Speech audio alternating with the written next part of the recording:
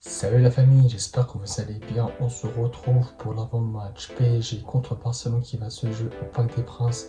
Mais avant de commencer cette vidéo, n'hésitez pas à vous abonner et activer la cloche de notification pour ne pas rater une prochaine vidéo. C'est parti. Le PSG s'apprête enfin à disputer un quart de finale de la Ligue des Champions après deux échecs vécus en huitième de finale lors des 2 dernières années. Cette fois-ci, le club de la capitale a pu passer l'obstacle que représentait la Real Sociedad au tour précédent. Malmené l'espace de 45 minutes au Parc des Princes avant d'accélérer en seconde période de 0. Kylian Mbappé et sa bande ont par contre affiché beaucoup plus de maîtrise à la Real Arena au retour pour valider leur but pour ce stade de la compétition.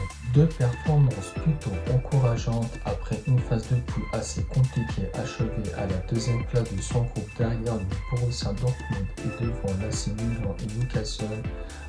Pareillement, les hommes de Luis Enrique sont largement en tête du classement en Liga avec une belle avance sur le premier poursuivant. Dernièrement, les Franciliens n'ont pas fait dans la dentelle en championnat contre Montpellier 6-2.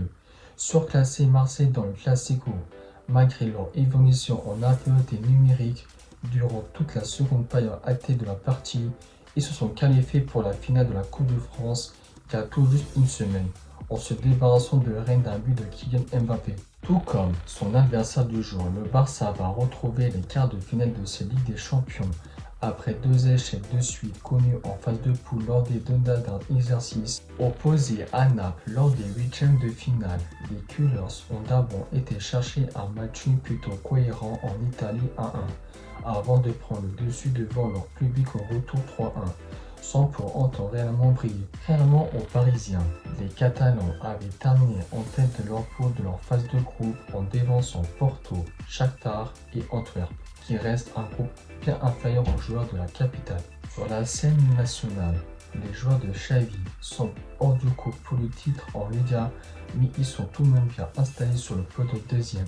Rappelons qu'avant la trêve, les Blaugrana s'étaient offert l'Atlético Madrid en Wanda Metropolitano 3-0 et ils ont enchaîné à la maison face à Las Palmas dans un match 1-0. À l'image de toutes les équipes de la Liga, le Barça n'a pas joué le week-end dernier en raison de la finale de la Coupe du Roi. PSG va sans doute devoir aborder cette affiche sans le portier blessé longue durée Rico et le défenseur français Kimpembe qui ne sera pas rétabli. Le latéral droit Hakimi est suspendu à l'occasion de ce match aller en raison d'une accumulation de cartons jaunes. Celui-ci a marqué 3 des 4 buts inscrits par son équipe face à la Real Sociedad et il en est à 6 réalisations dans la compétition. S'il sera aligné à gauche en tant qu'avant-centre, son compère Ousmane Dembélé devrait quant à lui reprendre sa place dans le couloir droit alors que Barcola est sorti du point médical. Absent lors du tour précédent contre le Napoli, les milieux De Jong et Pedri et le défenseur Baldé ne seront pas certains pour cette rencontre. De plus, le buteur polonais Robert Lewandowski, qui malgré une saison demi-éteinte, reste bien sûr la menace principale de cette équipe catalane. Xavi devrait également compter sur la pépite Yamal 16 ans et sur les milieux de terrain Gundogan, Lopez et sur le jeune défenseur central impressionnant pour Cubarsí. Voilà, c'est la fin de la vidéo, j'espère que ça vous a plu. Moi je dis à la prochaine, ciao.